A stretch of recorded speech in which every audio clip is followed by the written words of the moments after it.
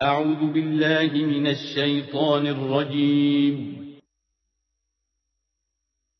بسم الله الرحمن الرحيم.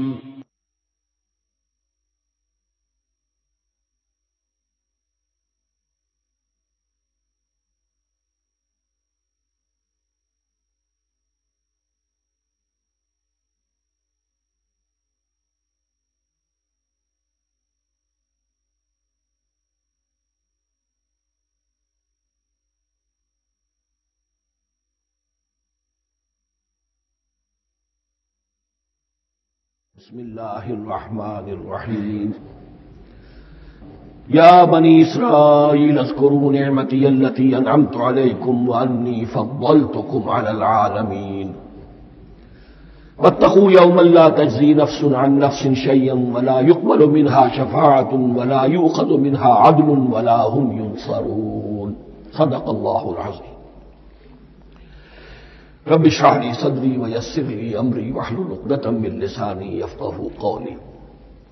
جیسا کہ میں نے عرض کیا تھا، سورہ بقرہ کے 5ویں رکوع سے اور 14ویں رکوع تک تو مسلسل، بلکہ 15ویں رکوع کی بھی پہلی 2 آیات شامل کرنی ہوں گی. یہ 10 رکوعوں سے 2 آیات زائد ہیں کہ جن میں خطاب کل کا کل بنی اسرائیل سے ہے. البتہ اس میں یہ فرق ہے کہ پہلا رکوع جو ہے وہ ان کو دعوت پر مشتمل ہے، نبی اکرم صلی اللہ علیہ وسلم پر ایمان لانے کی پرزور دعوت. بقیہ یہ 9 رکوع جو ہے یہ ان پر فرض قرارداد جرم ہے جو عائد کی جا رہی ہے.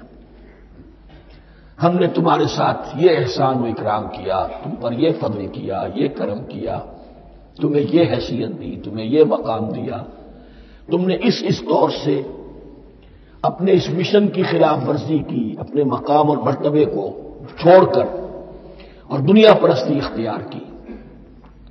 یہ جو 9 رکوع ہیں ان میں بنی اسرائیل کی تاریخ کا تو یوں سمجھیے کہ ایک بہت بڑا حصہ اور نمایاں اس کے فیچرز آئیں گے، لیکن یہ سمجھ لیجئے کہ اصل میں یہ امت مسلمہ کو بھی ایک پیشگی تنبیہ ہے کہ کوئی مسلمان امت جب بگڑتی ہے تو یہ چیزیں اس میں آ جاتی ہیں. چنانچہ احادیث موجود ہیں حضور کی، لَيَأْتِيَنَّ عَلَىٰ أُمَّتِي مَا أَتَىٰ عَلَىٰ بَنِي إِسْرَائِيلَ حَسْبَ النَّعْلِ بِالنَّعْلِ. میری امت پر بھی وہ سب حالات وارد ہوں گے جو بنی اسرائیل پر آئے، بالکل ایسے جیسے ایک جوتی دوسری جوتی سے مشابہ ہوتی ہے. ایک اور حدیث میں فرمایا لَتَتَّبِعُنَّ سُنَنَ مَن قَبْلِكُمْ، تم لازماً اپنے سے پہلوں کی پیروی کرو گے.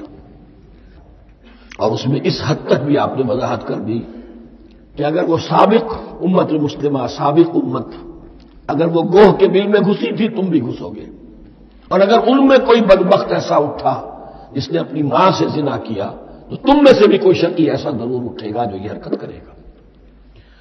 اس اعتبار سے ان رکوعوں کو پڑھتے ہوئے یہ نہ سمجھیے یہ اگلوں کی داستان ہے، پچھلوں کی کہانیاں ہیں، نہیں. خوش طرح باشد کے سر دل برا، گفت آیت در حدیث دیگرا. یہ ہمارے لیے ایک آئینہ ہے اور ہمیں ہر مرحلے پر سوچنا ہوگا، دروبینی کرنی ہوگی، انٹروسپیکشن، کہ کہیں اسی گمراہی میں ہم مبتلا تو نہیں. دیکھتے جائیے گا. دوسرا نقطہ پہلے سے یہ سمجھ لیجئے، یہ جو 2 آیتیں میں نے 6 رکوع کی تلاوت کی ہیں، بعین ہی یہی 2 آیتیں 15ویں رکوع میں آئیں گی. اور اس کو یوں سمجھیے کہ 2 بریکٹس ہیں. 9 رکوعوں کا مضمون ان 2 بریکٹس کے درمیان ہے. یہ 2 آیتیں یہاں سے بریکٹ شروع ہو رہی ہیں، وہ 2 آیتیں ان پر بریکٹ ختم ہو رہی ہیں. بعین ہی وہی آیات. ایک آیت میں تو شوشے کا بھی فرق نہیں، دوسری آیت میں صرف ترتیب بدلی ہے، مضمون وہی ہے. اس کے مابین جو کچھ ہے، اس سے باہر یہ جو 5واں رکوع تھا اس کے مضامین گویا کہ ضرب کھا رہے ہیں بریکٹ کے اندر کے سارے مضامین سے. یہ حساب کا بہت ہی عام فہم سا قاعدہ ہے. بریکٹ کے باہر کوئی رقم لکھی ہوئی ہے جس کے بعد کوئی زبر، کوئی جمع یا تفریق اگر نہیں ہے تو وہ ضرب کھائے گی. بریکٹ کے اندر جتنی بھی ویلیوز ہیں ان کے ساتھ ضرب کھائے گی. تو گویا کہ ہر قدم پر حضور پر دعوت، ایمان لانے کی دعوت اس پورے معاملے میں موجود ہے، اس لیے کہ اس میں بعض آیتیں ایسی آ گئی ہیں، ایک زیادہ نمایاں ایک کم نمایاں، جن سے کچھ لوگوں کو مغالطہ ہوا یا کچھ لوگوں نے فتنہ پیدا کیا جان بوجھ کر۔ یہ فتنہ ایک بار پیدا ہوا تھا اکبر کے زمانے میں دین الہی کی شکل میں، کہ صرف خدا کو مان لینا، آخرت کو مان لینا اور نیک اعمال کرنا نجات کے لیے کافی ہے، کسی رسول پر ایمان لانا ضروری نہیں ہے۔ یہ صوفیہ میں بھی یہ فتنہ بہت بڑے پیمانے پر آیا۔ مسجد مندر ہکڑو نور، مسجد میں اور مندر میں ایک ہی نور ہے، سب مذاہب ایک ہی ہے، سارا فرق جو ہے شریعتوں کا ہے، عبادت کی ظاہری شکل کا ہے، وہ ہے رسولوں سے متعلق۔ رسولوں کو بیچ میں سے نکال دیجئے تو یہ دین الہی رہ جائے گا، اللہ کا دین۔ اتنا بڑا فتنہ تھا کہ جب ہندوستان میں سیاسی اعتبار سے، حکومت کے اعتبار سے مسلمانوں کا اقتدار چوٹی پر تھا، کلائمیکس پر، اکبر اعظم، اس وقت یہ دین الہی کا فتنہ اٹھا کہ دین محمدی کا دور ختم ہو گیا، وہ 1000 سال کے لیے تھا، 1000 سال پورے ہو گئے، اب الف ثانی ہے، دوسرا 1000 سال ہے، اس کے لیے نیا دین ہے، اسے دین اکبری بھی کہا گیا اور دین الہی بھی کہا گیا۔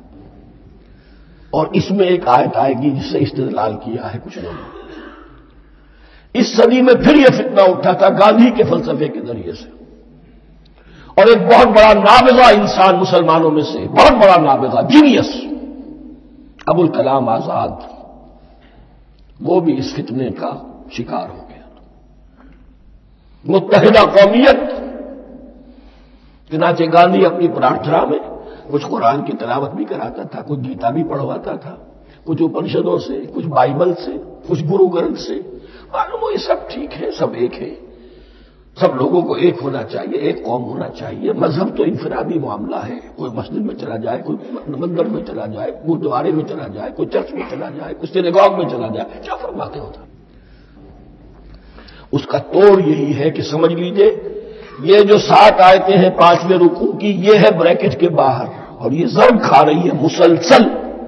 اس بریکٹوں کے درمیان جتنی بھی مضمون آ رہا ہے وہ سب ان کے تابع ہوگا، گویا کہ جہاں تک حضور پر ایمان لانے کا معاملہ ہے وہ انڈرسٹوڈ سمجھا جائے گا، مقدر سمجھا جائے گا ہر مرحلے پر ان 2 بریکٹوں کے مابین۔ اب چلیے بسم اللہ۔ یا بنی اسرائیل اذکروا نعمتی التی انعمت علیکم وانی فضلتکم علی العالمین، اے اسرائیل کی اولاد، یاد کرو میرے اس انعام کو جو تم پر ہوا، اس کی وضاحت میں کر چکا ہوں، لیکن یہاں جو الفاظ آ رہے ہیں بہت زوردار، وانی فضلتکم علی العالمین، میں نے تمہیں فضیلت عطا کی تمام جہانوں پر۔ یہاں ایک قاعدہ نوٹ کر لیجئے، عربی نحو کا قاعدہ یہ ہے کہ کہیں ظرف جس میں کوئی شے ہے، ظرف کی جمع لے لیتے ہیں، مراد ہوتا ہے مظروف، ظرف کے اندر جو شے ہے اس کی جمع۔ تمام جہانوں پر فضیلت، یا فرشتوں پر بھی فضیلت نہیں، جہان والوں پر، تمام اقوام عالم پر تمہیں فضیلت عطا کی، یہ مطلب ہے اس کا، تمام عالموں پر، تمام جہانوں پر، یعنی تمام جہان والوں پر، اس انسان عالم انسانیت کے اندر جتنے بھی مختلف گروہ ہیں، نسلیں ہیں، طبقات ہیں، ان میں فضیلت۔ واتقوا یوما لا تجزی نفس عن نفس شیئا، میں عرض کر چکا ہوں، تیسری مرتبہ پھر عرض کر رہا ہوں، اصل شے آخرت، محاسبہ آخرت،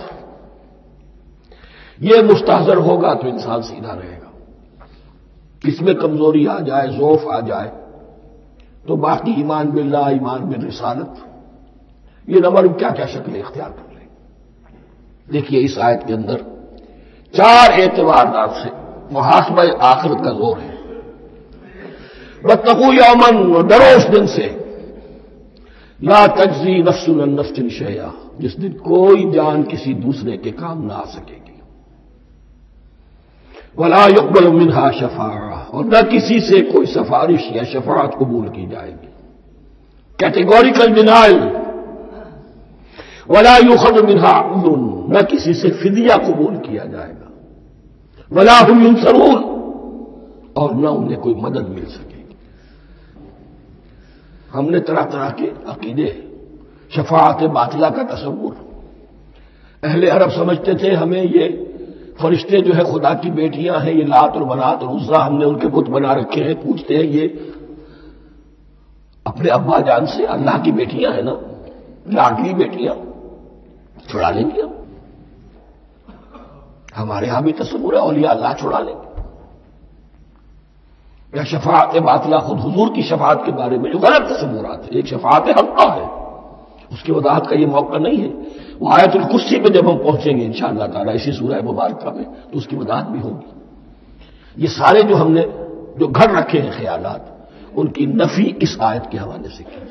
وَاتَّقُوا يَوْمًا لَا تَجْزِي نَفْسٌ عَن نَفْسٍ شَيْئًا، کوئی انسان دوسرے انسان کے کام نہیں آ سکتا۔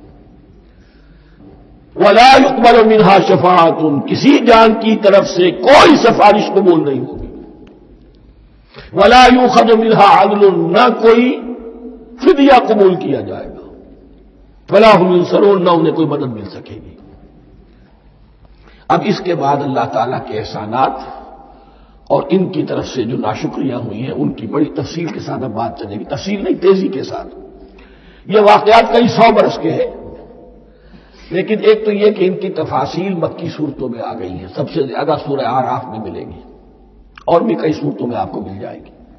یہاں پر تو پے بپے جیسے کہ ایک قرارداد جرم کسی پر کی جاتی ہے تو اس میں سب گنوائے جاتے، تم نے یہ کیا، یہ کیا، یہ کیا۔ وَإِذْ نَجَّيْنَاكُم مِّنْ آلِ فِرْعَوْنَ، اور ذرا یاد کرو جب کہ ہم نے تمہیں نجات دی تھی فرعون کی قوم سے۔ يَسُومُونَكُمْ سُوءَ الْعَذَابِ، وہ تمہیں بدترین عذاب میں مبتلا کیے ہوئے تھے۔ يُذَبِّحُونَ أَبْنَاءَكُمْ وَيَسْتَحْيُونَ نِسَاءَكُمْ، تمہارے بیٹوں کو ذبح کر ڈالتے تھے اور تمہاری عورتوں کو زندہ رکھتے تھے۔ عورتیں تو پھر ان کے کام آتی تھی، گھر میں کام کاج کے لونیاں بنتی تھی، گھروں میں ڈال لیتے تھے، لیکن لڑکوں کو، اور یہ 2 موقع پر ہوا ہے بنی اسرائیل کے ساتھ۔ یہ بعد میں انشاءاللہ اس کی تفصیل آئے گی۔ وَفِي ذَلِكُمْ بَلَاءٌ مِّن رَبِّكُمْ عَظِيمٌ، اور یقیناً اس میں تمہارے رب کی طرف سے تمہارے لیے بڑی آزمائش تھی۔ وَإِذْ فَرَقْنَا بِكُمُ الْبَحْرَ، اور یاد کرو جب کہ ہم نے تمہارے لیے سمندر کو پھاڑ دیا یا دریا کو پھاڑ دیا۔ یہ ایک مختلف فی بات ہے کہ کس جگہ سے کراس کیا تھا بنی اسرائیل نے ایجپٹ سے سینائی پیننسولا آنے کے لیے، جزیرہ نما سینا میں۔ ایک رائے یہ کہ دریائے نیل کو کراس کر کے گئے ہیں، لیکن یہ بات غلط ہے، دریائے نیل تو مصر کے اندر ہے، وہ کبھی بھی مصر کی حد نہیں بنا۔ کسی کی رائے یہ ہے کہ جو خلیج سویز ہے، بحر قلزم جو ہے ریڈ سی، وہ اوپر جا کر 2 کھاڑیوں میں تبدیل ہو جاتا ہے، خلیج عقبہ مشرق کی طرف اور خلیج سویز مغرب کی طرف، اور ان کے درمیان میں یہ سینائی پیننسولا جو ہے یہ تکون ہے، جیسے ہندوستان بھارت تکون ہے ایسے یہ پیننسولا ہے، انڈین پیننسولا، سینائی پیننسولا۔ اور یہ سویز کینال تو بعد میں بنی ہے۔ خلیج سویز اور میڈیٹرینین بحیرہ روم کے درمیان یہ کچھ چھوٹی چھوٹی، اگرچہ چھوٹی تھی سمندر کے لحاظ سے، بہت بڑی بڑی جھیلیں تھیں، اور ان جھیلوں ہی کو پھر جوڑ جوڑ کر درمیان میں جو خشکی تھی اس کو کاٹ کر سویز کینال بنائی گئی ہے۔ اب تو یہ ایک مسلسل ایک رابطہ ہے، لیکن معلوم ہوتا ہے کہ یا تو خلیج سویز کو کراس کیا ہے حضرت موسیٰ علیہ السلام نے، اور یہی میری رائے زیادہ یہی ہے، اس لیے کہ کوہ طور جو ہے وہ اس پیننسولا کی ٹپ پر ہے، نیچے ہے، یہاں جہاں پر دن کا قیام رہا اور جہاں پھر حضرت موسیٰ کو 40 دن کے لیے کوہ طور پر بلا کر اور پھر انہیں تورات دی گئی ہے۔ تو معلوم ہوتا ہے کہ جو خلیج سویز ہے اسے کراس کیا ہے۔ کراس کس طرح کیا ہے کہ حضرت موسیٰ کے عصا کی ایک ضرب سے سمندر پھٹ گیا۔ وَكَانَ كُلُّ فِرْقٍ كَالطَّوْدِ الْعَظِيمِ، دونوں طرف چٹانوں کے مانند پہاڑ کی طرح جو ہے وہ سمندر کھڑا ہو گیا، اس کے راستے میں سے یہ نکل گئے۔ اور پھر جب فرعون اور اپنا لشکر لے کر جب آیا ہے اس نے سوچا ہم بھی نکل جائیں، وہ غرق ہو گئے، اس لیے کہ دونوں طرف کا پانی آپس میں مل گیا۔ یہ تھی کیفیت، اور معجزانہ کیفیت تھی، یہ کوئی فطرت کے یا نیچر کے اصول کے مطابق بات نہیں تھی، اور میں عرض کر چکا ہوں، آپ کو بتا چکا ہوں معجزہ کسے کہتے ہیں۔ وَإِذْ فَرَقْنَا بِكُمُ الْبَحْرَ فَأَنْجَيْنَاكُمْ، جب ہم نے تمہارے لیے یا تمہارے ساتھ سمندر کو پھاڑ دیا تمہارے لیے، تمہارے گزرگاہ بنانے کے لیے، تو تمہیں تو نجات دے دی۔ وَأَغْرَقْنَا آلَ فِرْعَوْنَ وَأَنْتُمْ تَنظُرُونَ، اور تمہاری نگاہوں کے سامنے فرعون کے لاؤ لشکر کو غرق کیا، تم دیکھ رہے تھے، یہ گزر چکے تھے، اس ساحل پر کھڑے ہیں، ادھر سے یہ داخل ہوئے ہیں اور پانی دونوں طرف سے آ کر مل گیا اور یہ غرق ہو گئے۔ وَإِذْ وَعَدْنَا مُوسَىٰ 40 لَيْلَةً، اور یاد کرو پھر جب کوہ طور پر ہم نے موسیٰ کو 40 دن کے لیے بلایا۔ ثُمَّ اتَّخَذْتُمُ الْعِجْلَ، ان کی غیر حاضری میں تم نے بچڑے کی پرستی شروع کر دی، اسے معبود بنا لیا، من بعدہ، اس کی غیر موجودگی میں، وَأَنْتُمْ ظَالِمُونَ، تم بہت بڑا ظلم تھا جس کا ارتکاب کیا۔ ان الشرک لظلم عظیم، عظیم ترین ظلم جو ہے وہ شرک ہے، اور شرک جلی کی یہ شکل کہ بچڑے کو پوج رہے ہو۔ ثم عفونا عنکم من بعد ذلک، پھر ہم نے تمہیں اس کے بعد بھی معاف کیا، یہ ہمارا کرم رہا ہے، ہماری رحمت رہی۔ من بعد ذلک لعلکم تشکرون، تاکہ تم شکر کرو۔ وَإِذْ آتَيْنَا مُوسَى الْكِتَابَ وَالْفُرْقَانَ لَعَلَّكُمْ تَهْتَدُونَ، اور یاد کرو جب کہ ہم نے موسیٰ کو کتاب اور فرقان عطا فرمائی۔ یہ فرقان حق اور باطل کے درمیان فرق کر دینے والی چیز، اور کتاب عام طور پر جو آتا ہے وہ شریعت کے لیے آتا ہے، شریعت بھی دی، کتاب بھی دی اور فرقان بھی دیا، لعلکم تہتدون، تاکہ تم ہدایت پاؤ۔ وَإِذْ قَالَ مُوسَىٰ لِقَوْمِهِ، اور یاد کرو جب کہ کہا تھا موسیٰ نے اپنی قوم سے، یا قوم انکم ظلمتم انفسکم باتخاذکم العجل، اے میری قوم کے لوگوں، یقیناً تم نے اپنے اوپر بڑا ظلم کیا ہے بچڑے کو معبود بنا کر۔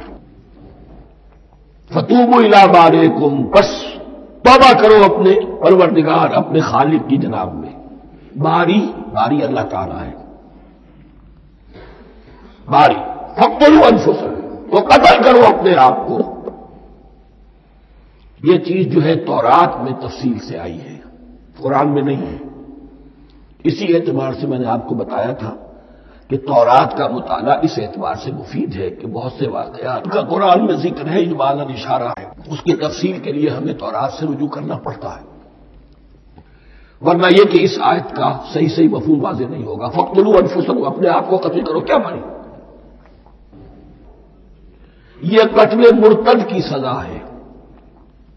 وہاں معلوم ہوتا ہے کہ حضرت موسیٰ نے یہ حکم دیا، 12 قبیلے تھے، ہر قبیلے میں سے کچھ لوگوں نے یہ کفر و شرک کیا، باقی لوگوں نے نہیں کیا۔ انہیں حکم دیا گیا کہ اپنے قبیلے کے لوگ ان کو قتل کریں گے، ان کے قبیلے میں سے اس کفر کے مرتکب ہوئے۔ انفسکم سے مراد یہ اپنے قبیلے کے لوگوں کو تم قتل کرو، اس لیے کہ قبائلی زندگی جو ہوتی ہے آپ کو معلوم ہے، اس میں کوئی اور قبیلہ ہاتھ لگا دے تو قبائلی عصبیت بھڑک اٹھے گی۔ 70,000 یہودی قتل ہوئے، اس سے بڑی توبہ اور ممکن نہیں، اس سے بڑا پرج، کسی بھی آئیڈیالوجیکل پارٹی کے اندر پرج بہت ضروری ہوتا ہے۔ کچھ لوگ آ گئے ایک نظریے کو قبول کر کے، رفتہ رفتہ نظریہ اوجل ہو گیا، کچھ مفادات، کچھ چودراہٹیں یہ مقدم ہو گئی، اسی سے جماعتیں خراب ہوتی ہیں، غلط راستے پہ پڑ جاتی ہیں، تحریکیں بھٹک جاتی ہیں۔ تو آئیڈیالوجیکل پارٹی، نظریاتی جماعتیں پرج کرتی رہتی ہیں کہ جو بھی ہمارے نظریے سے ہٹ گئے اب ان کو کاٹ کر علیحدہ کر۔ تو یہی سے قتل مرتد، تو یہ چیز حدیث میں ہے یا پھر قرآن میں یہاں ہے۔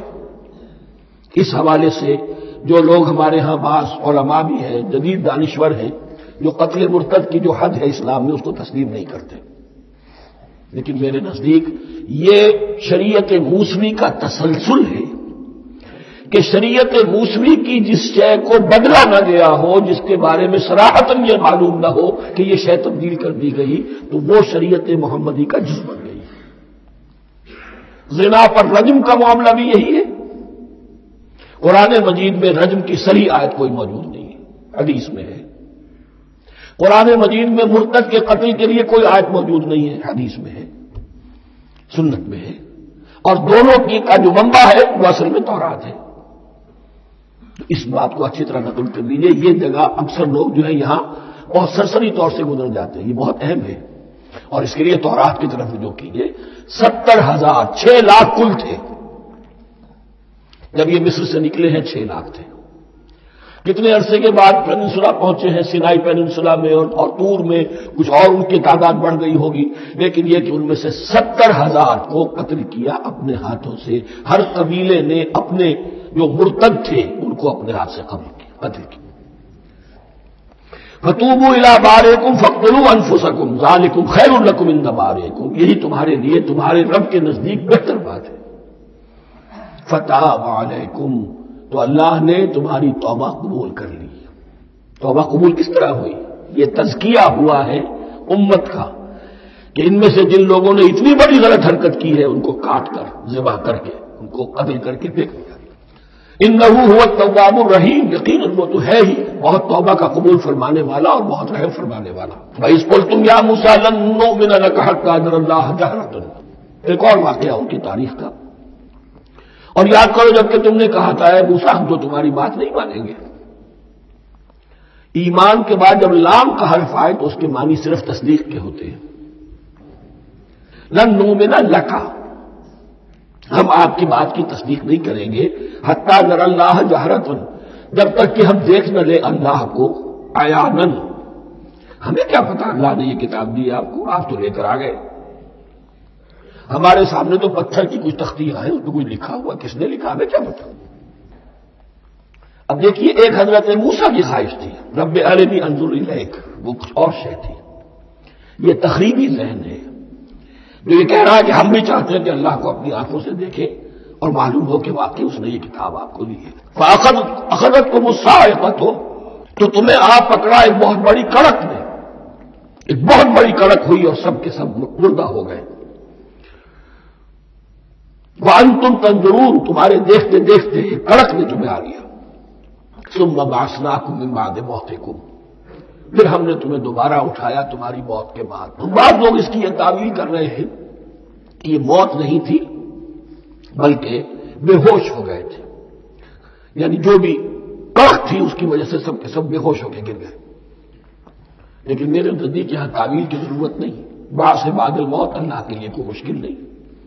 ہم الفاظ کو خواب واقعہ کو ان کے اصل جو مفہوم ہے جو کہ صاف ہے صریح ہے اس سے خواب واقعہ کے لیے موڑ کر لے کر جائے. ثم بعثناکم من بعد موتکم لعلکم تشکرون, تاکہ تم شکر کرو. وظللنا علیکم الغمام وانزلنا علیکم المن والسلوى, اور ہم نے تم پر ابر کا سایہ کیا. اب 6 لاکھ کا قافلہ چل رہا ہے, سینائی پیننسولا, صحرا, کوئی اونٹ نہیں, کوئی سایہ نہیں, نہ کو تک, دھوپ کی تبش. اللہ کا فضل ہوا کہ ایک سائے کی طرح ابر جو ہے ان کے ساتھ ساتھ جہاں جہاں وہ جا رہے ہیں وہ ابر ان پر سایہ کیے ہوئے. وانزلنا علیکم المن والسلوى, کھانے کو کچھ نہیں تو من اور سلوہ نازل کیے گئے. من ایسے اترتا تھا رات کے وقت کہ جیسے شبنم کے قطرے ہوتے ہیں, لیکن وہ ہوتا تھا کسی ایسی چیز کا جس میں شیرینی تھی, اور پھر وہ زمین پر آ کر جم کر وہ ایک گویا کے دانہ بن جاتے تھے, یہ ان کا اناج ہو گیا. کاربوہائیڈریٹ سپلائی اس سے ہو گئی, من سے. اور سلوہ ایک خاص قسم کا پرندہ بطیر کی شکل کا جو بے پناہ بڑی تعداد میں ان کے بڑے بڑے جھنڈ آتے تھے شام کے وقت, اور وہ ان کے ڈیرا جہاں ہوتا تھا اس کے گرد وہ اتر آتے تھے, اور رات کی تاریکی میں یہ آسانی سے ان کو پکڑتے تھے, ان کو کھاتے تھے بھون کر, اور یہ ان کی پروٹین ہو گئی. پوری غذا جو ہے اللہ تعالیٰ نے ان کو فراہم کر دی.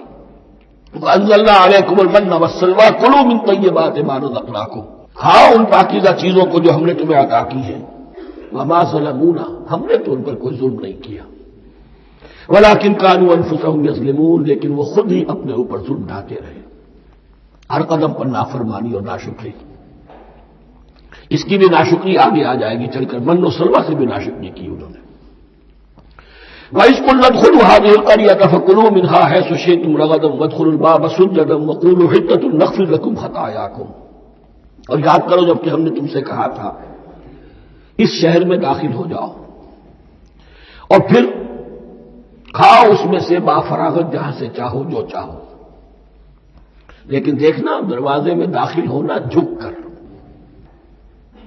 اور کہتے رہنا مغفرت مغفرت مغفرت، ہم تمہاری خطاؤں سے درگزر فرمائیں گے۔ اس آیت کو سمجھنے کے لیے ذرا تاریخی بات سمجھ لیجئے۔ صحرائے سینا میں آنے کے بعد اور یہ جو کتاب تورات انہیں مل گئی تھی، اس کے بعد حضرت موسیٰ علیہ السلام کے ہی زمانے میں انہیں جہاد اور قتال کا حکم ہوا۔ اس سے پوری قوم نے انکار کر دیا، یہ سورہ مائدہ میں آئے گا۔ اس پر اللہ تعالیٰ نے ایک سزا مسلط کر دی ان پر کہ 40 برس تک کسی صحرا میں بھٹکتے پھریں گے۔ اگر یہ ابھی قتال کرتے جہاد کرتے تو پورا فلسطین ان کے ہاتھ پر ابھی فتح کرا دیتے، لیکن چونکہ انہوں نے بزدلی دکھائی ہے، اب سزا یہ ہے فَإِنَّهَا مُحَرَّمَةٌ عَلَيْهِمْ 40 سَنَةً يَتِيهُونَ فِي الْأَرْضِ، اب 40 برس تک یہ اسی صحرا میں بھٹکتے پھریں گے، اور ارض فلسطین جو ان کے لیے ارض موعود تھی وہ ان پر حرام کر دی گئی 40 سال کے لیے۔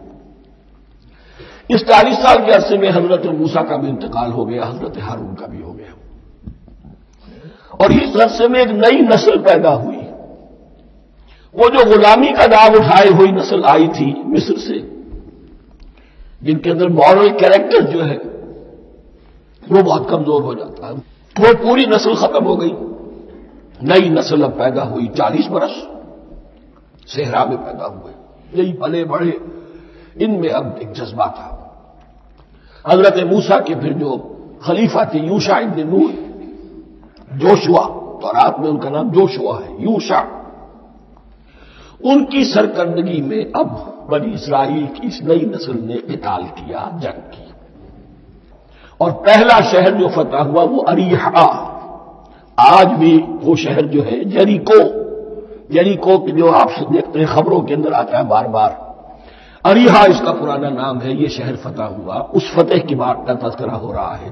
یاد کرو جب کہ ہم نے تم سے کہا تھا اس بستی میں، اس شہر میں داخل ہو جاؤ فاتحانہ، اور پھر جو کچھ یہاں ہے، جو نعمتیں ہیں ان سے متمتع ہو، کھاؤ پیو، لیکن داخل ہونا سجدہ کرتے ہوئے، مراد کیا، جھک کر، یعنی ایسا نہ ہو کہ تکبر کی وجہ سے تمہاری گردنیں اکڑ جائیں، گردنیں جھکا کر اللہ کا احسان مانو، یہ نہ سمجھو کہ یہ فتح تم نے حاصل کی۔ اس کی تفسیر اصل میں نظر آتی ہے حضور کی شخصیت میں، کہ جب فتح مکہ کے موقع پر مکے میں داخل ہوئے ہیں تو جس سواری پر آپ بیٹھے ہوئے تھے آپ کی پیشانی اس کی گردن کے ساتھ جڑی ہوئی تھی۔ یہ وقت ہوتا ہے جبکہ تکبر اور تعالی، فاتح کی حیثیت سے آنا، اور بندہ مومن کے لیے یہی وقت ہے تواضع کا، جھکنے کا۔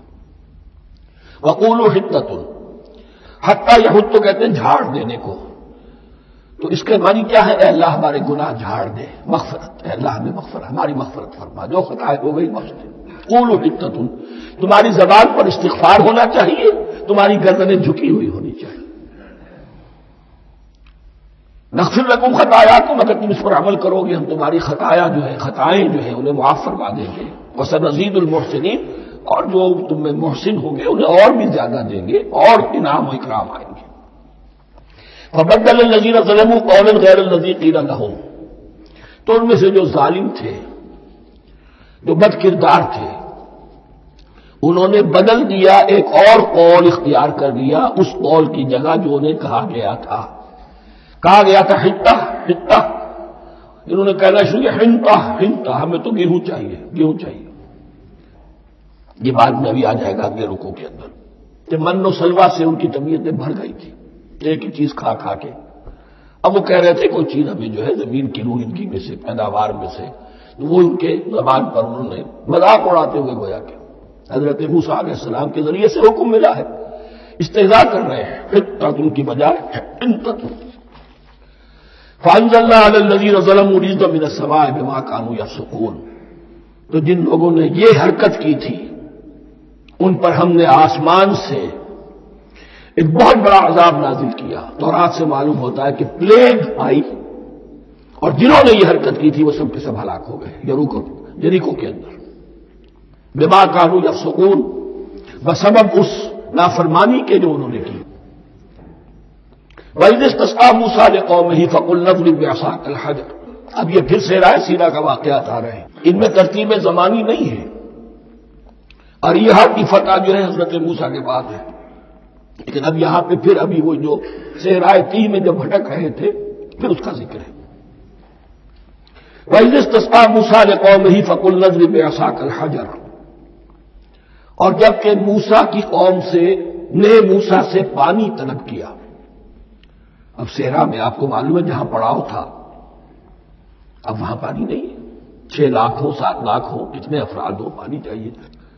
وَإِذِ اسْتَسْقَىٰ مُوسَىٰ لِقَوْمِهِ فَقُلْنَا اضْرِب بِّعَصَاكَ الْحَجَرَ، تو ہم نے کہا کہ اپنے عصا سے ضرب لگاؤ چٹان پر۔ فَانْفَجَرَتْ مِنْهُ اثْنَتَا عَشْرَةَ عَيْنًا، تو اس سے 12 چشمے پھوٹ بہے۔ فجر کہتے ہیں کسی شے کے پھٹ کر کوئی چیز برآمد ہو۔ فجر جو ہوتی ہے، فجر کا وقت رات کی تاریکی کا پردہ چاک ہوتا ہے اور سپیدہ سحر نمودار ہوتا ہے۔ فَانْفَجَرَتْ مِنْهُ اثْنَتَا عَشْرَةَ عَيْنًا، تو 12 چشمے پھوٹ بہے۔ قَدْ عَلِمَ كُلُّ أُنَاسٍ مَّشْرَبَهُمْ، یہاں اناس سے کیا مراد ہے؟ ہر قبیلہ، ہر قبیلے نے اپنا گھاٹ معین کر لیا۔ 12 قبیلے تھے، اگر علیحدہ علیحدہ نہ ہوتا معاملہ، 12 چشمے اسی لیے دیے گئے کہ لڑے نہ جھگڑے نہ۔ پانی تو بہت بڑی چیز ہے، کہیں پانی پینے پلانے پہ جھگڑا اور کہیں گھوڑا آگے بڑھانے پہ جھگڑا، یہ تو قبائلی زندگی کے اندر ہوتی ہی چیزیں۔ تو اس اعتبار سے اللہ تعالیٰ نے ان کے لیے یہ سہولت کی کہ 12 چشمے پھوٹ بہے۔ قد علم کل اناس مشربہم، ہر ایک نے اپنا گھاٹ جان لیا، معین کر لیا۔ کلوا واشربوا من رزق اللہ، گویا کہ کہہ دیا گیا کہ کھاؤ اور پیو اللہ کے رزق میں سے۔ ولا تعثوا فی الارض مفسدین، اور زمین میں فساد مچاتے نہ پھرو۔ کھانے پینے کے لیے پانی بھی ادھر آ گیا، کھانے کے لیے من و سلوہ آ گیا۔ اب دیکھیے ان کی ناشکری۔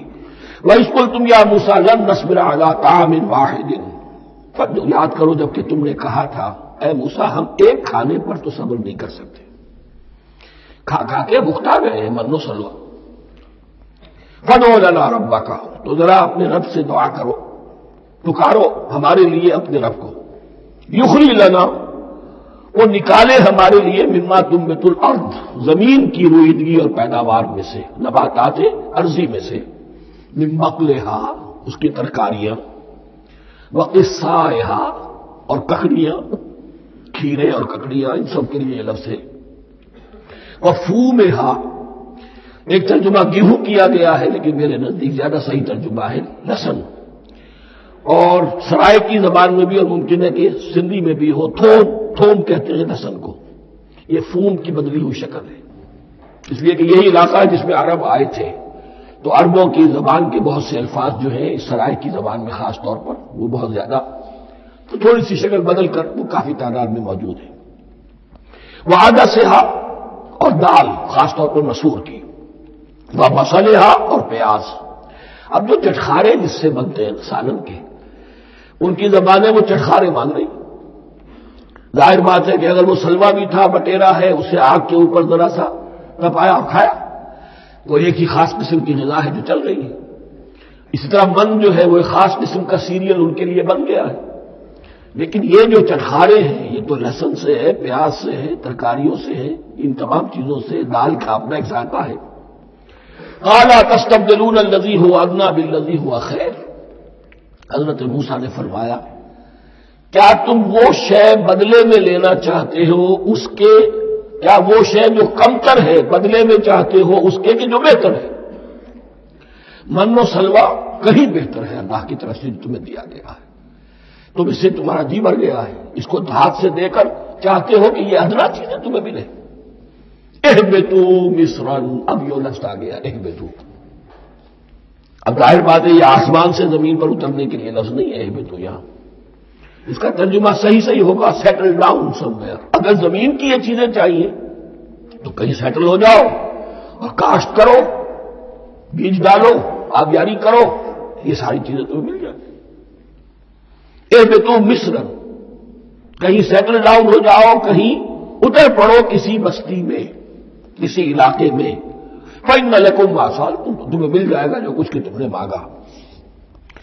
وَضُرِبَتْ عَلَيْهِمُ الذِّلَّةُ وَالْمَسْكَنَةُ وَبَاءُوا بِغَضَبٍ مِّنَ اللَّهِ، اب یہ ہے ان کی وہ خباثتیں، ان کے وہ ناشکریاں، ان کی وہ معصیتیں، ان پر جو آخری حکم دیا جا رہا ہے، جو اگر آپ برا نہ مانیں تو میں عرض کروں گا، آج یہود پر اتنا ایپلیکیبل نہیں ہے جتنا مسلمانوں پر ہے۔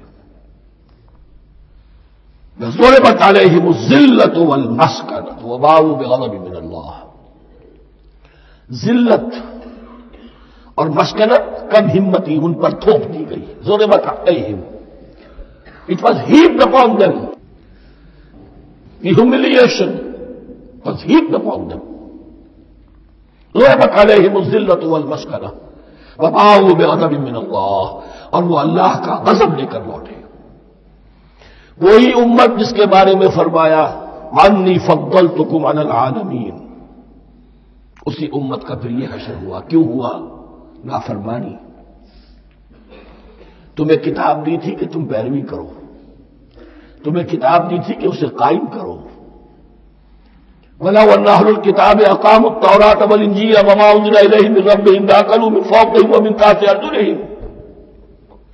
اگر یہ تورات اور انجیل کو قائم کرتے، نافذ کرتے، تو نعمتیں زمین بھی اگلتی، ان کے قدموں کے نیچے سے نعمتیں جو ہے وہ پھوٹتی، اور ان کے سروں کے اوپر سے بھی بارش ہوتی نعمتوں کی۔ لیکن اگر تم نے اس کو چھوڑ کر اپنی خواہشات، اپنے نظریات، اپنے خیالات، اپنا تمرد، اپنی سرکشی، اپنی حاکمیت، اپنی مصلحتیں، اپنی عقل، اس کو بالا تر کیا، تو پھر جو قوم اللہ کے قانون کی، اللہ کی ہدایت کی، اللہ کی کتاب کی امین ہوتی ہے دنیا میں، وہ اللہ کی ریپرزنٹیٹو ہوتی ہے، نمائندہ ہوتی ہے۔ اگر وہ اپنے عمل سے مس ریپرزینٹ کرے اللہ کو، تو وہ کافروں سے بڑھ کر مغضوب اور کافروں سے بڑھ کر مبغوض ہو جاتی ہے۔ مغضوب بھی، مبغوض بھی۔ یہ کافروں کو تو دین پہنچانا تمہارے ذمہ تھا، تم نے دین ان کو کیا پہنچانا تھا، تم تو خود دین سے منحرف ہو گئے۔ آج اس جگہ پر امت مسلمہ کھڑی ہے کہ 1.25 بلین یا 1.5 بلین، 125 کروڑ عزت نام کی شے نہیں ہے کہ عزت نام کا جس کا گئی تیمور کے گھر سے، سارے معاملات دنیا کے G7 G15 کے ہاتھ میں ہیں۔ سیکورٹی کونسل اس کے پرماننٹ ممبر کا ویٹو ہے، اور نہ سیکورٹی کونسل میں اور نہ کہیں کسی G7 میں، نہ G9 میں، نہ G15 میں کوئی مسلمان ملک نہیں۔ کسنوی پرسد کی بھیا کیستی، ہماری اپنی پالیسیز کہیں اور طے ہوتی ہیں، ہمارے اپنے بجٹ کہیں اور بنتے ہیں، ہماری صلح اور جنگ کسی اور کے اشارے سے ہوتی ہے۔ ریموٹ کنٹرول، یہ ذلت اور مسکنت۔ آپ کے ریڈیو پر، ٹیلی ویژن پر خبریں آتی رہے کہ اتنے مسلمانوں کے ساتھ یہ کر دیا، اتنی مسلمان عورتوں کی بے حرمتی کر دی، لیکن یہاں ہم بیٹھے ہوئے اپنے اپنے دھندوں میں، اپنے اپنے کاروبار میں، اپنی اپنی ملازمتوں میں، اپنے اپنے کیریئرز میں، دنیا میں کیا کچھ ہو رہا ہے۔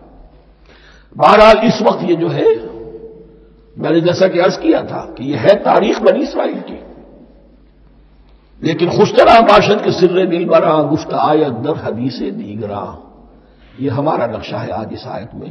ضربت علیہم الذلۃ والمسکنۃ وباءوا بغضب من اللہ، اور یہ کیوں؟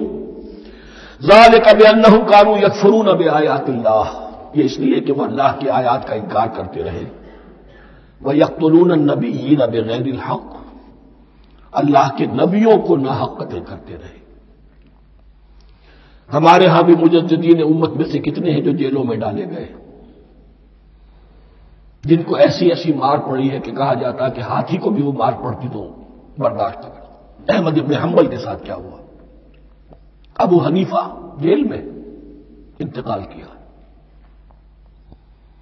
امام مالک کے کندھے کھینچ دیے گئے، کاٹ دیے گئے، منہ کالا کر کے اور اونٹ پر بٹھا کر پھرایا گیا۔ امام دار الہجرہ شیخ احمد سرہندی جیل میں رہے، سید احمد بریلوی اور ان کے ساتھیوں کو خود مسلمانوں نے تہہ تیغ کیا ہے۔ بہرحال یہ داستانیں ہیں، اب نبی تو کوئی نہیں آئے گا، ان کے ہاں نبی تھے، ہمارے ہاں مجددین ہیں، علماء حق ہیں، ایسے کہ حدیث بھی ہے علماء امتی کا انبیاء بنی اسرائیل، تو جو انہوں نے انبیاء کے ساتھ کیا ہم نے مجددین اور علماء کے ساتھ کیا۔ ذالک بما عصوا وکانوا یعتدون، اور یہ ہوا ان کی نافرمانیوں کی وجہ سے اور حد سے تجاوز کرنے کی وجہ سے۔ اللہ تعالیٰ تو ظالم نہیں، اللہ نے تو اونچا مقام دیا تھا، ہمیں بھی خیر امت قرار دیا، کنتم خیر امت اخرجت للناس تأمرون بالمعروف وتنہون عن المنکر وتؤمنون باللہ۔ اب اگر ہم نے وہ اپنا مشن چھوڑ دیا تو ذلت اور مسکنت وہ ہمارا مقدر بن گیا۔ اللہ کا قانون اور اللہ کا عدل بے لاگ ہے، وہ فرام امہ ٹو امہ چینج نہیں ہوتا۔ سنت اللہ جو ہے لن تجد لسنت اللہ تحویلا ولن تجد لسنت اللہ تبدیلا، اللہ کی سنت بدلتی نہیں۔ بنی اسرائیل کا جو حشر ہوا آج وہ ہمارا ہو رہا ہے۔ بہرحال اس پر میری جو کتاب ہے سابق اور موجودہ مسلمان امتوں کا ماضی حال اور مستقبل، اس کا مطالعہ کیجیے۔ اب آ گئی وہ آیت کہ جس سے استدلال کیا گیا ہے کہ ایمان بالرسالت نجات کے لیے ضروری نہیں ہے۔ ان الذین آمنوا والذین ہادوا والنصارى والصابئین من آمن باللہ والیوم الآخر وعمل صالحا فلہم اجرہم عند ربہم ولا خوف علیہم ولا هم یحزنون۔ یقیناً جو لوگ ایمان لائے، اور اس سے مراد ہے جو ایمان لائے حضور پر، محمد پر صلی اللہ علیہ وسلم، والذین ہادوا اور جو یہودی ہو گئے، والنصارى اور نصرانی، والصابئین اور صابی وہ لوگ تھے عراق کے علاقے میں رہتے تھے جو کہتے تھے کہ ہم دین ابراہیمی پر ہیں، لیکن ان کے ہاں بھی بہت کچھ بگڑ گیا تھا، جیسے حضرت ابراہیم کی نسل حضرت اسماعیل کی نسل بگڑ گئی تھی تو اس طرح وہ بھی بگڑ گئے تھے، ستارہ پرستی زیادہ تر ان کے ہاں تھی۔ من آمن باللہ والیوم الآخر، جو کوئی بھی ایمان لایا اللہ پر اور یوم آخر پر، وعمل صالحا اور اس نے عمل کیے اچھے، فلہم اجرہم عند ربہم تو ان کے لیے محفوظ ہے ان کا اجر ان کے رب کے پاس، ولا خوف علیہم ولا هم یحزنون اور نہ ان پر کوئی خوف ہوگا اور نہ وہ کسی حزن سے دوچار ہوں گے۔ ظاہر الفاظ کے اعتبار سے دیکھیے کہ یہاں ایمان بالرسالت کا ذکر نہیں ہے۔ ویسے تو اگر کوئی اس سے یہ غلط استدلال کرتا ہے تو اس کا پہلا جو اصولی جواب ہے وہ تو یہ ہے کہ ایسی حدیثیں بھی موجود ہے من قال لا الہ الا اللہ دخل الجنہ، تو اس کے کیا معنی ہے؟ صرف کہنے سے جنت میں داخل ہو جائیں گے، کسی عمل کی ضرورت نہیں؟ جواب یہ دیا جائے گا پورے قرآن کو سامنے رکھو، پورے حدیث کے ذخیرے کو سامنے رکھو، کسی ایک جگہ سے کوئی ایک نتیجہ نکال لینا وہ صحیح نہیں۔ لیکن اس کے علاوہ وہ اصول جو میں بیان کر چکا ہوں کہ یہ سلسلہ شروع کہاں سے ہوا ہے، 5واں رکوع، وآمنوا بما انزلت مصدقا لما معكم ولا تكونوا اول كافر به، انہیں ایمان کی زوردار دعوت سے تو یہ ساری بات شروع ہوئی ہے۔ اب فصاحت اور بلاغت کا یہ تقاضا ہے کہ بار بار اس کو دہرایا نہ جائے، وہ بات انڈرسٹوڈ رہے گی، مقدر رہے گی، سمجھی جائے گی کہ ہر جگہ پر وہ موجود ہے، اس لیے کہ ساری گفتگو ہو رہی ہے اسی کے حوالے سے۔ وآمنوا بما انزلت مصدقا لما معكم ولا تكونوا اول كافر به ولا تشتروا بآیاتی ثمنا قلیلا وإیایا فاتقون۔ اس حوالے سے یوں سمجھیے اب اس آیت کو کہ یہاں پر کچھ الفاظ محذوف مانے جائیں گے، ان الذین آمنوا والذین ہادوا والنصارى والصابئین من آمن باللہ والیوم الآخر وعمل صالحا فی ایامہم فلہم اجرہم عند ربہم ولا خوف علیہم ولا هم یحزنون۔ ہر دور میں جبکہ ابھی حضرت عیسیٰ نہیں آئے تھے تو جو بھی یہودی تھے اس وقت تک حضرت موسیٰ کے ماننے والے، وہ جو بھی اللہ پر ایمان رکھتے تھے اور نیک عمل کرتے تھے، آخرت کو مانتے تھے، ان کی نجات ہو جائے گی۔ لیکن حضرت عیسیٰ کے آنے کے بعد ان کو نہیں مانا، اب وہ کافر قرار۔ لیکن اب حضرت عیسیٰ کے آنے کے بعد جب تک حضور نہیں آئے جو بھی مانتا ہے، لیکن یہ کہ شرط یہی ہوگی کہ اپنے اپنے زمانے میں اصل میں نفی جس بات کی جا رہی ہے وہ یہ ہے کہ یہ نہ سمجھو کہ کسی گروہ میں ہونے سے نجات ہوتی ہے، نجات کسی گروہ میں ہونے کی وجہ سے نہیں ہے، نجات کی بنیاد ایمان اور عمل صالح ہے۔ کسی رسول پر ایمان لانا اپنے دور کے رسول پر وہ تو لازم ہے، لیکن یہ ہے کہ اس پر ایمان تو لے آئے اور عمل صالح نہیں ہے تو نجات نہیں ہوگی۔ تو یہ اپنے اپنے دور میں، اپنے اپنے زمانے میں ہر امت کے لیے وَلِكُلِّ أُمَّةٍ أَجَلٌ قرآن مجید کے مقام پر آیا ہے، ہر امت کے لیے ایک خاص معین مدت ہے۔ اس معینہ مدت میں ظاہر بات ہے جو لوگ حضور کی بعثت سے پہلے فوت ہو گئے ان پر تو کوئی ذمہ داری نہیں تھی حضور پر ایمان لانے کی، اور ایسے لوگ تھے، ایسے موحدین مکے میں موجود تھے جو یہ کہتے تھے کعبے کے پردے پکڑ پکڑ کر، اے اللہ ہم صرف تجھے پوجنا چاہتے ہیں، صرف تیری بندگی کرنا چاہتے لیکن جانتے نہیں کیسے کریں۔ یہ بات موجود تھی اور ان کا انتقال بھی ہو گیا۔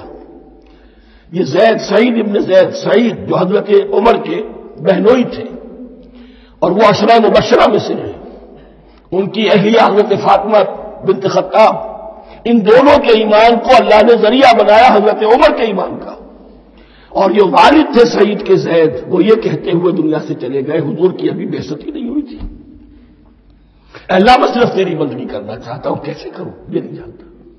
اسی کو ذہن میں رکھیے، اہدنا الصراط المستقیم جو میں نے کہا تھا، ایک سلیم الفطرت انسان، سلیم العقل انسان توحید تک پہنچ جاتا ہے، آخرت کو پہچان لیتا ہے، لیکن اب کیا کروں؟ اس شریعت کے لیے، ان احکام کے لیے وہ دستے سوال دراز کرنے پر مجبور ہے۔ الحمدللہ رب العالمین الرحمن الرحیم مالک یوم الدین ایاک نعبد و ایاک نستعین اہدنا الصراط المستقیم۔ اسی صراط المستقیم کی دعا کا یہ جواب اب آئے گا، شروع ہوگا سورہ بقرہ سے، یہ کرو یہ نہ کرو، یہ فرض ہے، یہ تم پر لازم کیا گیا، یہ چیز حرام کی گئی، وغیرہ وغیرہ۔ ان الذين آمنوا والذين هادوا والنصارى والصابئين من آمن بالله واليوم الآخر وعمل صالحا، اور محذوف الفاظ فی ازمنتہم، اپنے اپنے زمانے میں، یا فی ایامہم، فلہم اجرہم عند ربہم ولا خوف علیہم ولا هم یحزنون۔ وَإِذْ أَخَذْنَا مِیثَاقَکُمْ وَرَفَعْنَا فَوْقَکُمُ الطُّورَ، اور ذرا یاد کرو جب کہ ہم نے تم سے عہد لیا، قول و قرار لیا، اور تمہارے اوپر اٹھا دیا طور کو، پہاڑ کو۔ جب تورات دی گئی تو اس وقت ایک کیفیت معجزانہ طور پر ایسی پیدا کی گئی، ان کے اوپر ایک روب ڈالنے کے لیے اور خشیت قلب میں پیدا کرنے کے لیے کوہ طور اٹھا کر معلق کر دیا گیا۔ اس وقت کہا گیا خذوا ما آتیناکم بقوۃ، تو اس قول و قرار کے وقت ایک معجزے کی شکل یہ ہوئی تھی۔ وَإِذْ أَخَذْنَا مِیثَاقَکُمْ وَرَفَعْنَا فَوْقَکُمُ الطُّورَ خُذُوا مَا آتَیْنَاکُمْ بِقُوَّةٍ وَاذْکُرُوا مَا فِیہِ لَعَلَّکُمْ تَتَّقُونَ، پکڑو اس کو مضبوطی کے ساتھ جو ہم نے تمہیں دیا ہے، اس حدیث، اس کتاب کو، تورات کو، اس شریعت کو، ان احکام کو۔ وَاذْکُرُوا مَا فِیہ، اور یاد رکھو اسے جو کچھ کہ اس میں ہے، لَعَلَّکُمْ تَتَّقُونَ، تاکہ تم بچ سکو۔ ثُمَّ تَوَلَّیْتُم مِّن بَعْدِ ذَلِکَ، پھر تم نے روگردانی کی اس کے بعد، اس میثاق کو توڑا، میثاق الست کو توڑا تھا، اور دوسرے یہ میثاق شریعت جو تم سے لیا گیا اس کو بھی توڑا۔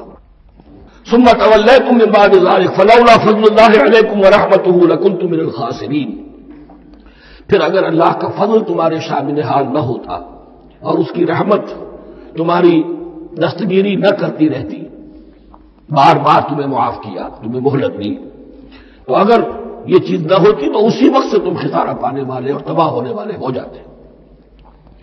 وَلَقَدْ عَلِمْتُمُ الَّذِينَ اعْتَدَوْا مِنْكُمْ فِي السَّبْتِ، اور تمہیں خوب معلوم ہے تم میں سے وہ لوگ جنہوں نے سبت کے قانون کو توڑا، حد سے تجاوز کیا۔ یہ واقعہ تفصیل کے ساتھ سورہ اعراف میں آئے گا کہ ان کی شریعت میں ہفتے کا روز معین کر دیا گیا تھا، کوئی دنیاوی کام نہیں ہوگا۔ آج بھی وہ لوگ جو ہے سبت کو، جو بھی پریکٹسنگ جیوز ہیں، وہ اس کی پابندی کرتے ہیں، وہ بڑی شدت سے کرتے ہیں۔ لیکن ایک زمانے میں ایک خاص ان کا قبیلہ تھا کہ جس نے ایک بڑے ہی شرعی ہیلا ایجاد کر کے اس قانون کی دھجیاں بکھیری، تفصیل ہم پڑھیں گے سورہ اعراف میں۔ وَلَقَدْ عَلِمْتُمُ الَّذِينَ اعْتَدَوْا مِنْكُمْ فِي السَّبْتِ، تمہارے علم میں ہے تمہارے وہ لوگ کہ جنہوں نے سبت کے قانون کے ضمن میں خلاف ورزی کی، فَقُلْنَا لَهُمْ كُونُوا قِرَدَةً خَاسِئِينَ، تو ہم نے کہہ دیا ان کو کہ ہو جاؤ ذلیل بندر ان کی شکلیں مسخ کر دی گئی، انہیں بندروں کی شکل میں تبدیل کر دیا گیا۔ فجعلناها نکالا لما بین یدیہا، پھر ہم نے اس واقعے کو یا اس بستی کو ایک بنا دیا مثال، لوگوں کے لیے ان کی عبرت کے سامان بنا دیا، ان کے لیے بھی جو سامنے موجود تھے اس زمانے کے لوگ، اور ان کے لیے بھی جو بعد میں آنے والے تھے، وموعظۃ للمتقین، اور اسے ایک نصیحت، ایک سبق آموزی کی بات بنا دیا اہل تقویٰ کے لیے۔ وَإِذْ قَالَ مُوسَىٰ لِقَوْمِهِ إِنَّ اللَّهَ يَأْمُرُكُمْ أَن تَذْبَحُوا بَقَرَةً، اور یاد کرو جبکہ موسیٰ نے اپنی قوم سے کہا یقیناً اللہ تمہیں حکم دیتا ہے کہ گائے کو ذبح کرو۔ یہ واقعہ میں پہلے آپ کو بتا دوں، پھر ہم یہ آیات تیزی سے پڑھ لیں گے۔ بنی اسرائیل میں ایک شخص قتل ہو گیا، عامل نامی، اور قاتل کا پتہ نہیں چل رہا تھا۔ اللہ تعالیٰ نے حضرت موسیٰ کے ذریعے سے انہیں حکم دیا کہ گائے کو ذبح کرو اور اس کے جسم کے ایک ٹکڑے سے اس مردے کو چھوؤ، وہ جی اٹھے گا اور وہ بتا دے گا میرا قاتل کون ہے۔ اب یہ معجزات کی شکل ہے جو بار بار آ رہے ہیں، اور سابق اس امت کے اندر معجزات کا آپ کو بہت عمل دخل ملے گا۔ اس میں ایک تو یہ کہ گائے کو ذبح کرنا، وہ گائے کے تقدس کا جو ان کے دل میں ذہن میں تھا، تو ذبح کرنے سے اس کے اوپر بھی گویا کہ ایک تلوار چلائی گئی، اور پھر انہیں دکھا بھی دیا گیا کہ ایک آدمی زندہ بھی ہو سکتا ہے، بعد سے بعد موت کا بھی ایک نقشہ دکھا دیا گیا انہیں۔ لیکن انہیں جب یہ حکم ملا اور ان کے دلوں کے اندر وہ بچڑے کی اور گائے کی تقدیس جو ہے وہ پلی ہوئی تھی، اب انہوں نے سوال کر کے کسی طریقے سے بچنے کے لیے مین میخ نکالی، کیسی گائے ہو، کیا رنگ ہو، کس طرح کی ہو، کس عمر کی ہو۔ بالآخر یہ کہ جب ہر طرف سے گھیراؤ ان کا ہو گیا اور سب چیزیں جو ہے ان کے سامنے واضح کر دی گئی، تب انہوں نے یوں سمجھیے چاروں ناچار بادل ناخواستہ اس حکم پر عمل کیا۔ بس اب ترجمہ کر لیجیے۔ وَإِذْ قَالَ مُوسَىٰ لِقَوْمِهِ إِنَّ اللَّهَ يَأْمُرُكُمْ أَن تَذْبَحُوا بَقَرَةً، اور یاد کرو جبکہ موسیٰ نے کہا اپنی قوم سے کہ اللہ حکم دیتا ہے تمہیں کہ ایک گائے کو ذبح کرو۔ قَالُوا أَتَتَّخِذُونَا هُزُوًا، انہوں نے کہا کیا آپ ہمارے ساتھ کوئی ٹھٹھا کر رہے ہیں، مذاق اڑا رہے ہیں، یہ کیا بات آپ کہہ رہے ہیں؟ قَالَ أَعُوذُ بِاللَّهِ أَنْ أَكُونَ مِنَ الْجَاهِلِينَ، فرمایا میں اللہ کی پناہ طلب کرتا ہوں اس سے کہ میں جاہلوں میں سے ہو جاؤں، کہ میں ان دین کے معاملات کے اندر استہزاء اور تمسخر کو شامل کر دوں۔ قالوا ادع لنا ربك يبين لنا ما هي، اب انہوں نے کہا اچھا ایسی بات ہے تو ذرا اپنے رب سے دعا کیجئے کہ وہ ہم پر واضح کر دے کہ وہ کیسی ہو۔ قال انه يقول، حضرت موسیٰ نے فرمایا اللہ تعالیٰ فرماتا ہے انها بقرة لا فارض ولا بکر، وہ ایک ایسی گائے ہونی چاہیے کہ جو نہ بوڑھی ہو نہ بالکل بچیا ہو، عوان بین ذالک، ان کے بین بین ہو، ففعلوا ما تؤمرون، تو اب کر گزرو جو تمہیں حکم دیا گیا۔ قالوا ادع لنا ربك يبين لنا ما لونها، اب انہوں نے پھر کہا ذرا ایک دفعہ اور دعا کیجئے اپنے رب سے، وہ ہمیں بتا دے اس کا رنگ کیسا ہونا چاہیے۔ قال انه يقول انها بقرة صفراء فاقع لونها تسر الناظرين، فرمایا اللہ فرماتا ہے کہ وہ گائے ایسی ہونی چاہیے زرد رنگ، شوخ زرد رنگ کی، چمکیلی، جو دیکھنے والوں کو خوب اچھی لگے، پسند آئے، دل میں کھب جانے والی۔ اب جو زیادہ سے زیادہ ان کے ہاں مقدس سمجھے جاتے تھے گائے، رفتہ رفتہ سوال کر کے اگر پہلے ہی حکم پر وہ کر دیتے تو کسی بھی گائے کو ذبح کر دیتے، لیکن یہاں گھیراؤ ان کا ہو رہا ہے کہ جس کی تقدس کا ان کے ذہن میں زیادہ سے زیادہ تاثر ہے اسی کو واضح کیا جائے۔ قالوا ادع لنا ربك يبين لنا ما هي، پھر انہوں نے کہا ذرا اللہ سے دعا کیجئے اور وہ ہمیں یہ بتائے کہ وہ کیسی ہو۔ ان البقرہ تشابہ علینا، یقیناً ہم کچھ شبے میں پڑ گئے ہیں، یہ گائے کا معاملہ مشتبہ ہو گیا ہے ہم پر۔ قال انه يقول، فرمایا اللہ فرماتا ہے انها بقرة لا ذلول تثير الارض ولا تسقي الحرث، وہ ایک ایسی گائے ہونی چاہیے کہ جو کوئی جس سے مشقت نہ لی جاتی ہو، نہ وہ ہل جوتتی ہو اور نہ وہ رہٹ کا پانی کھینچتی ہو۔ تسیر الارض، نہ تو وہ زمین کو جوتنے میں ہل چلانے میں کام نہیں لی جائے، ولا تسقي الحرث، اور نہ کھیتی کو پانی پلانے کے لیے وہ پانی کھینچنے میں استعمال کیا جائے۔ مسلمتن، اور پوری سالم ہونی چاہیے، یک رنگ، لا شیء فیہا، اس میں کسی دوسرے رنگ کا کوئی داغ تک نہ ہو۔ اب کیا کرتے، گھیراؤ میں آ گئے۔ قالوا الآن جئت بالحق، کہا انہوں نے کہ ٹھیک ہے، اب تو آپ نے بات جو ہے پوری طریقے سے واضح کر دی. فَذَبَحُوهَا وَمَا كَانُوا يَفْعَلُونَ، تب انہوں نے اس کو ذبح کیا اور وہ کرنے والے نہیں تھے، دل میں نہیں تھا، باندل ناخواش تھا. اب دیکھیے یہاں ترتیب ذرا واقعے کی جو ہے مختلف ہو گئی ہے. جو اس ذبح بقرہ کا سبب تھا وہ بعد میں بیان ہو رہا ہے یہاں، اور آپ نے چونکہ واقعات کو اس طریقے سے بیان کیا ہے لہذا وہاں ترتیب دوسری ہے. وَإِذْ قَتَلْتُمْ نَفْسًا فَادَّارَأْتُمْ فِيهَا، اور یاد کرو جبکہ تم نے ایک جان کو قتل کیا تھا اور اس کا الزام تم ایک دوسرے پر لگا رہے تھے، یعنی کسی کا پتہ نہیں چل رہا تھا قاتل کون ہے. وَاللَّهُ مُخْرِجٌ مَا كُنتُمْ تَكْتُمُونَ، اور اللہ تعالیٰ فیصلہ کر چکا تھا کہ جو کچھ تم چھپا رہے ہو اسے نکال کر رہے گا، واضح کرے گا. فَقُلْ اضْرِبُوهُ بِبَعْضِهَا، تو ہم نے حکم دیا کہ اس کی لاش کو اس گائے کے ایک ٹکڑے سے اس کے جسم کے ایک حصے سے ضرب لگاؤ. كَذَلِكَ يُحْيِي اللَّهُ الْمَوْتَىٰ، اور دیکھو اس طریقے سے اللہ مردوں کو زندہ کر دے گا. تھوڑی دیر کے لیے وہ زندہ ہوا اور اس نے اپنے قاتل کا نام بتا دیا. وَيُرِيكُمْ آيَاتِهِ لَعَلَّكُمْ تَعْقِلُونَ، اور وہ تمہیں دکھاتا ہے اپنی آیات تاکہ تم عقل سے کام لو. اب جو الفاظ آ رہے ہیں بہت سخت ہیں، بہت سخت ہیں، لیکن ان کو پڑھتے ہوئے درون بینی ضرور کیجیے گا، اپنے اندر جھانکیے گا. ثُمَّ قَسَتْ قُلُوبُكُمْ، پھر تمہارے دل سخت ہو گئے. جب دین میں ہیلے بہانے نکالے جانے لگے اور ہیلوں بہانوں کے ذریعے سے شریعت کے احکام سے بچا جائے، اللہ کو دھوکہ دینے کی کوشش کی جائے، اس کا جو نتیجہ نکلتا ہے وہ دل کی سختی ہے. ثم قست قلوبکم، پھر تمہارے دل سخت ہو گئے. فہی کالحجارۃ او اشد قسوہ، تو وہ تو اب پتھروں کے مانند ہیں بلکہ سختی میں ان سے بھی زیادہ شدید ہے. یہ ویسے بھی فصاحت اور بلاغت کا بھی بڑا ایک عمدہ مقام ہے قرآن کا. وَإِنَّ مِنَ الْحِجَارَةِ لَمَا يَتَفَجَّرُ مِنْهُ الْأَنْهَارُ، پتھروں میں سے تو ایسے بھی ہوتے ہیں جن میں سے چشمے پھوٹ بہتے ہیں.